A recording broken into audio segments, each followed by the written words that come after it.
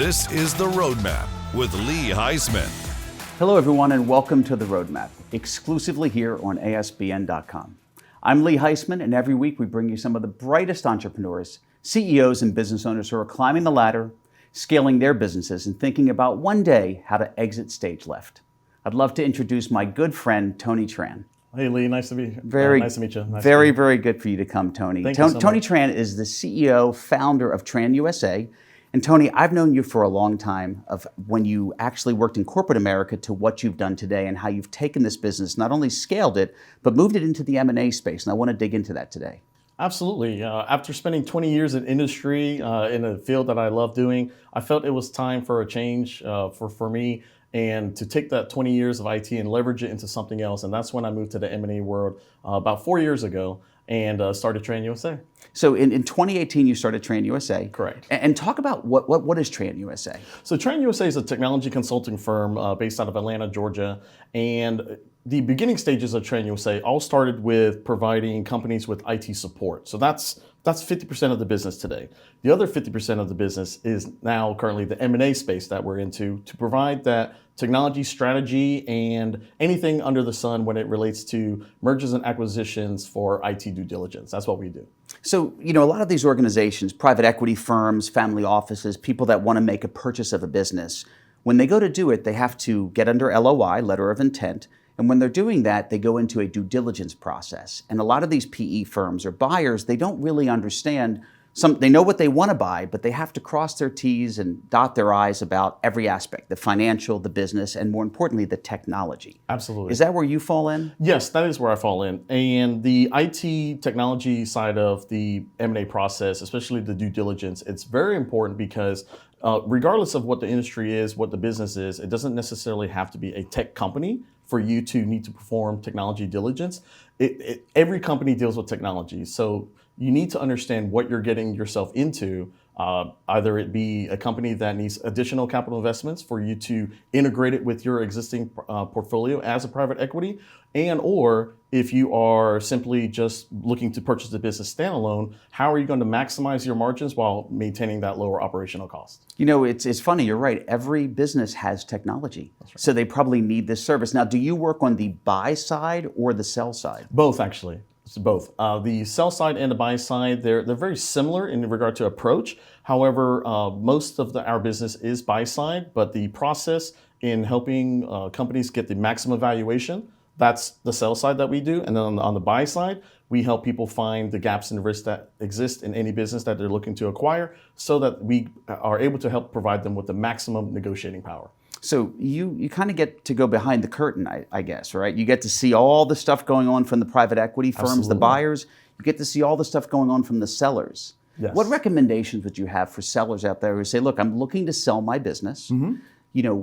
I obviously have to put my IT and technology together, but how do I maximize my enterprise value? Sure. I think the best way to answer that, Lee, would be through three things. Number one, as a seller, you need to have a clear, transparent statement of why are you looking to sell your business. Either that or why are you looking for people to invest in your business. That's number one. Number two is that you need to work with a M&A consulting firm because a lot of times business owners, they're good at running their business. They're good at growing their business, not necessarily positioning themselves to get the best valuation when they're ready to sell and or look for investors. So number two would be to work with an M&A consulting firm. And number three, actually to start adopting and executing on an M&A playbook. I think that's very important. The M&A playbook, if I can just spend a few minutes to explain that, would be to understand from the buyer's perspective why should they buy your company? What synergies exist? What integrations are possible into their existing portfolio? If I can give an example, let's say if you're selling a car, right? Most people that sell a car, what do? They take it to CarMax, they post it up on Auto Trader, they park it at the end of their driveway at the end of their day and put a for sale sign on it. That's it, right? They're not capitalizing on the max valuation of their vehicle.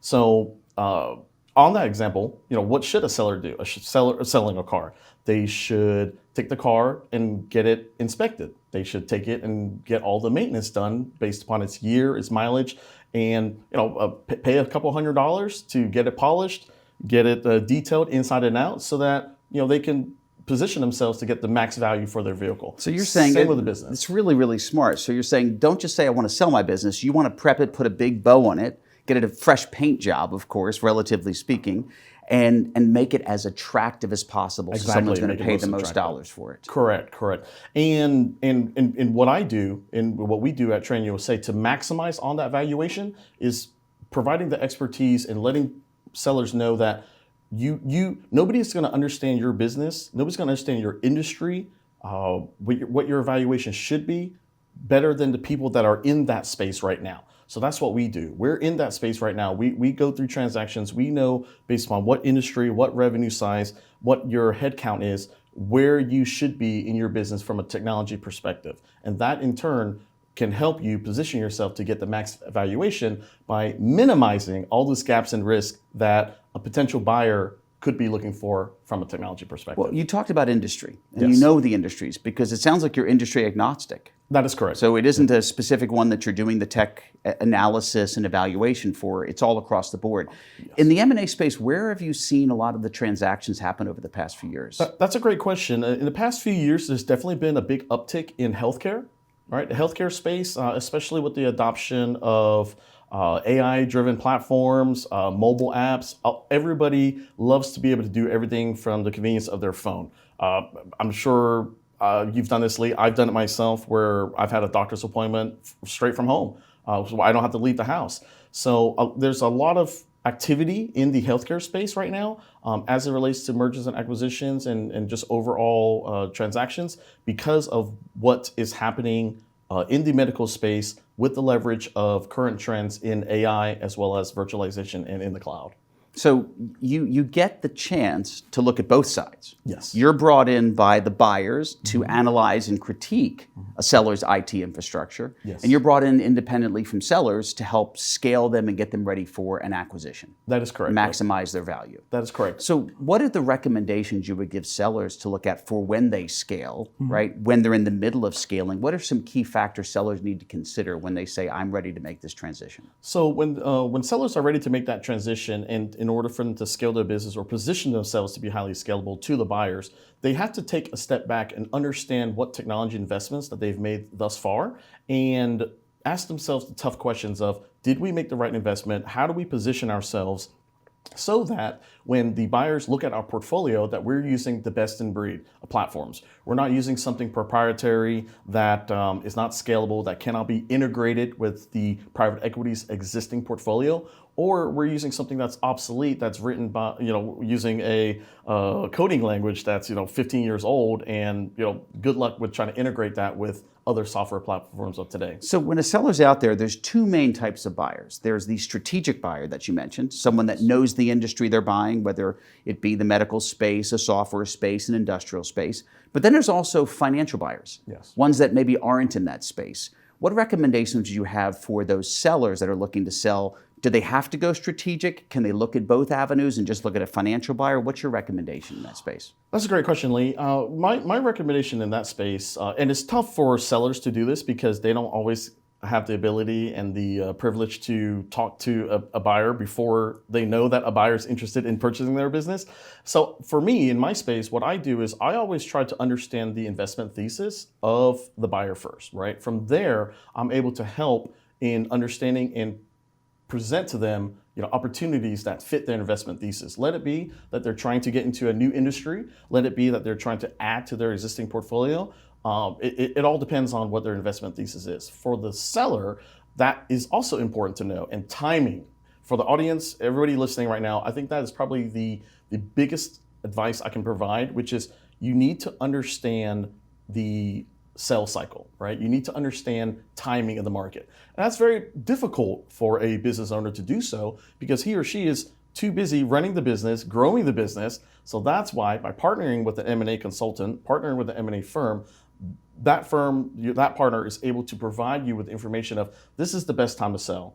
This is what's happening in your industry. This is what's hot. This is what's not. So maybe it's not a good time to sell your company right now. Maybe this is a good time to try to raise investor dollars based upon what's happening in your industry. That's what I would say. So, a lot of business owners I've spoken with that want to sell, and I'm going to look at our audience right now and say this is, if you are burnt out of your business, a lot of people might want to sell their business when they're burnt out, and if it's not growing, who wants to buy your business at that time? The best time to sell your business is when it's an uptick and it's an upswing. And it's very hard, Tony, for people to understand that. If my business is doing great, why would I want to sell it? Because that's the most appealing time. Kind of the way you said about selling a vehicle. Absolutely. You've got to make it look as nice as possible.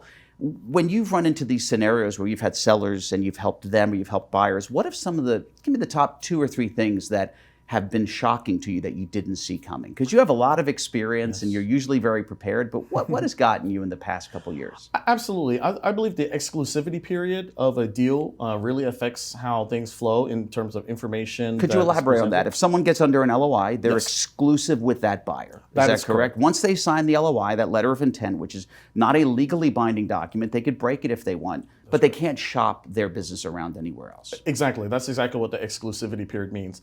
And with that said, there's typically time constraints, and that time frame isn't 6 months or a year. Well, it depends on the deal size, right? But most of the time, it's just as if you were selling your vehicle. If you're selling your vehicle and you have somebody interested and they say to you, I'm really interested in buying your vehicle, but give me a couple weeks to make a decision. A couple weeks go by, you have so many people interested in your vehicle, and you have to turn them away. Just to have the original person come back to you and say, we decided to move to a different direction, or this isn't really what we want to purchase. Did that happen with somebody you were working with? Yes, the exclusivity period is what really triggered things, right? Where it made it very difficult to get the information for the buyer in time because the seller specified an exclusivity period that was so short, so it was very difficult to get the information. That's number one. Fair. Here's a couple. Please. The second is documentation. Anybody that is positioning their company to either be sold or have investors come in, you need to have clear documentation, not just your day-to-day business process. You have to have your finances in check. You have to have this information readily available. In all my user experience, in the M&A space, I know full well that when I have access to a data room and once I've submitted the request, the quality of the data that comes in is so telling and how prepared or unprepared the seller is in the transaction. It's very true. Most sellers are not prepared because they're running their business and they're not thinking of an exit. Is that correct? That is 100% accurate. So an exit shouldn't be a last minute, I just want to sell my business, let's put it on the market. I don't know. Absolutely not. If anything, once it has been determined that you want to exit stage left, right, for example, then the best thing to do is actually spend almost up to a year ahead of time to prepare for that. So that year ahead of time helps you position yourself where you're working with an M&A firm so that you understand what is it that the buyer is looking to expect to see and for you to provide to them. If I may, because my background is in technology, and as it relates to technology diligence, you need to make sure that your company has the right equipment, that is updated, that you recently went through some security assessments, some vulnerability assessments. So timing is very important. So what if you haven't done that in the last 3 years? Well, don't position yourself to be on the market now. Wait until after you've done the assessment, you've done some triage, you've shored up some of those gaps and risks that exist. So then when you present yourself to the buyers, then you can say that I've gone through security assessment, I recently renewed my cybersecurity insurance, you're good for 3 years. No matter what my cybersecurity posturing is, you don't have to worry about it because we have a policy that's effective for the next 24 months. And this is what you do for people. That is correct. People bring you in 3, 6 months, a year in advance to prepare their technology audit for when they go to sell. 100%. And in that, we help companies, we help business owners understand things that they didn't even know were important. And by letting them know that we represent both buyers and sellers, they're more confident and comfortable in our approach that we know exactly what buyers are looking for, right? So again, I love cars. I know you share a similar passion to cars, Lee. I would like to say this. It's just like selling a car. If you do your homework, if you go and get your inspection, you get the car maintained ahead of time, you increase your buyer's confidence. You let them know that I've taken care of the vehicle, I've taken care of my business, I've crossed all my T's, I've dotted all my I's. This company, there's no surprises, it's fully transparent in how much it's going to cost you to run the business and continue to run the business. And this is what you may or may not need to invest in it. So that level of transparency and that level of detail that you can provide ahead of time during the transaction is really going to help buyers be more attracted to your company versus somebody else's. Well, Tony, tremendous words of wisdom. And again, for our viewers out there, if you're looking to sell your business, you have to think about what the buyer is looking for, not just what you want, but what the buyer is looking for.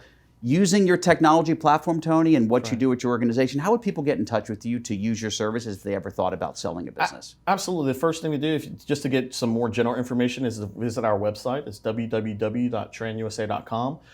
I personally can be reached directly, Tony@TranUSA.com. We'll be looking forward to hearing from everybody. Tony, great seeing you today. It's been too long. Yes, I like how you dressed. You look wonderful. I love to see you in a suit more and more. Thank you so much for coming on the program today. Thanks, ladies and gentlemen. Thank you so much for joining us today. I hope the show was as insightful for you as it was for me. We hope to see you again next week for another episode of The Roadmap. Thanks for watching The Roadmap with Lee Heisman.